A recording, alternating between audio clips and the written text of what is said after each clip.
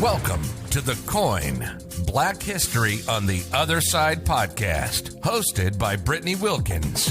This podcast is brought to you by Historians Connect. Historians Connect is a nonprofit organization with a mission to bridge the gap between African American history and culture by preserving the legacies of African Americans, debunking myths, defining Black excellence, while rewriting the narrative of African American history. If you tuned into the show to learn a new and different perspective on Black history, you're in the right place. This is not America's founding fathers' history of slavery and oppression. We're changing the culture by changing the narrative, educating listeners on various aspects of Black history spanning from ancient African history to current day events affecting communities around the world. Empowerment through cultural education. This is The Coin, Black History on the Other Side.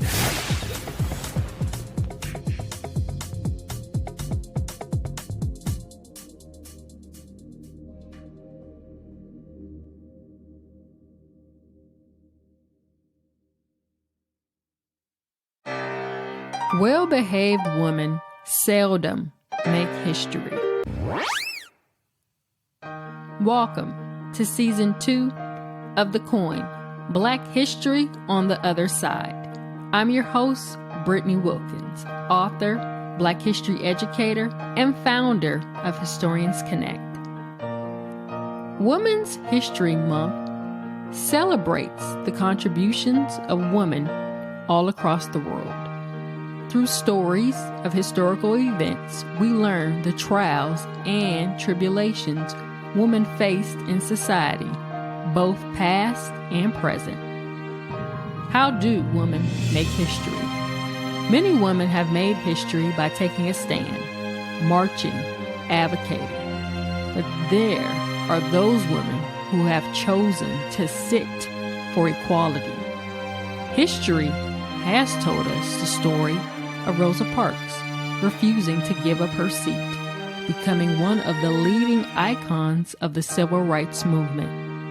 But did you know, a decade before Rosa Parks, Viola Desmond refused to sit in the colored people section at a cinema?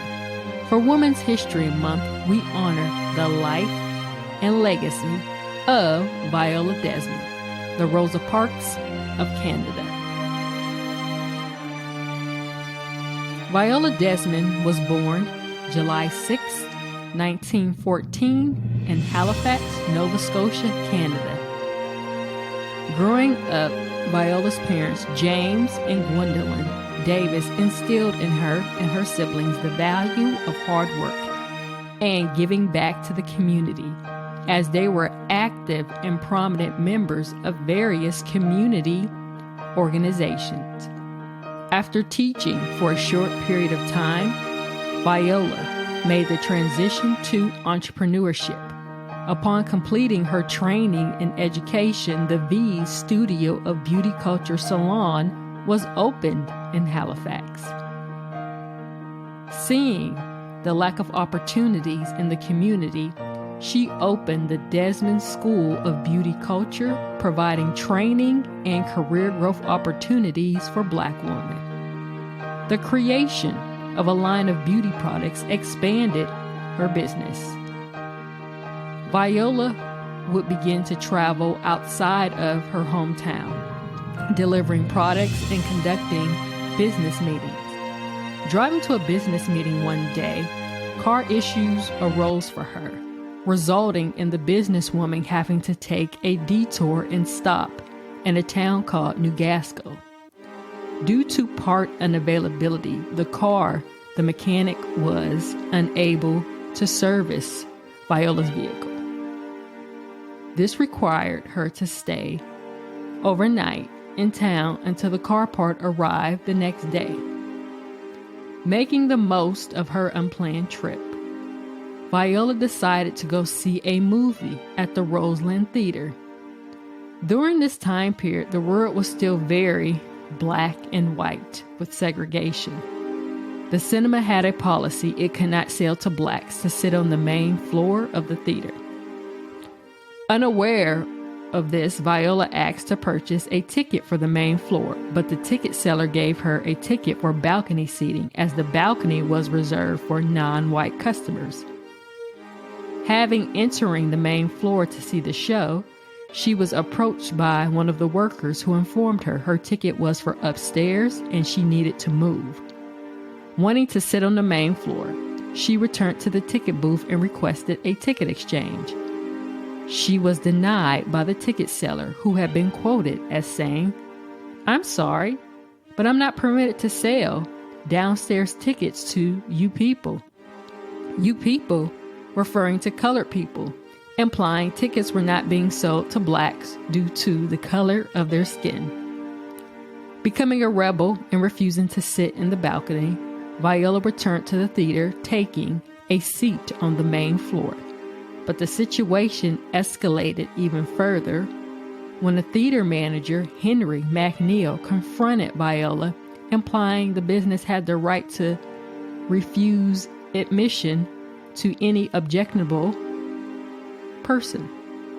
But the Canadian businesswoman felt she was not in the wrong as she tried to pay the difference in the ticket. Matters got worse as she was publicly humiliated and injured as she was dragged out of the movie theater by an officer. A life-changing moment for Viola as she found herself locked in a jail cell. With no social media, there was no viral moment for the world to see how a woman just wanting to enjoy some entertainment was wrongly convicted on a tax evasion based on allegations of refusing to pay amusement tax, as it was the difference in tax between upstairs and downstairs ticket prices. It should be no surprise that the legal system failed Viola, as she was not informed of her rights and was provided no counsel. And how crazy it was that the movie theater manager was the prosecutor in the trial and was awarded $6 out of the $26 she was fined in court. Interestingly enough, Desmond's husband grew up in New Glasgow, but failed to inform his wife of the history within the county in dealing with racism. Not wanting to fight the issue, he recommended that the issue be taken to the Lord with a prayer. Community members felt a different course of action was necessary and that this was needed to be fought. With the funds raised from the NAACP, the next step was to fight the conviction. The doctor who examined Viola for her injuries advised her to hire a lawyer. Frederick Bissett, a white lawyer, took on the case, establishing a civil suit in which the manager and the business had acted unlawfully as they removed her from the theater, entitling the plaintiff to compensation for assault and false imprisonment. But the case never made it to trial, and the Supreme Court did not overturn the conviction due to politics of the system and how the appeal should have been first reviewed in the county court. It is believed that the outcome of how things played out led to her relocating to Montreal and later settling in New York City, where she remained until she died at the young age of 50. But it was during a college course on history of race relations on Nova Scotia, taught by Dr. Graham Reynolds, where he shared Viola Desmond's story. One of the students in the class was 73-year-old Viola Desmond's sister, Wanda Robson, who was enrolled in the course at Cape Breton University. And while the university had the textbook history, Wanda had the oral history of her sister. Dr. Reynolds and Ms. Robson collaborated with the mission to tell her sister's story, but more importantly, to repair her sister's legacy. Justice is a marathon. As decades later, Viola Desmond was granted a free pardon and public apology on April 15, 2010. In addition to the pardon, a postage stamping bearing Viola's image was granted. And when you look at a $10 Canada banknote, you will see Viola Desmond depicted on Canadian currency, making her the first Black person in history. You see, history tells the legacy of those from the past. We will not know who tells our story, but we must leave a story to be told. To all the phenomenal women across the world, I encourage you to stay the path, as one day you too will be a part of women's history. Thank you for tuning in to another episode of the Coin Black History on the Other Side podcast.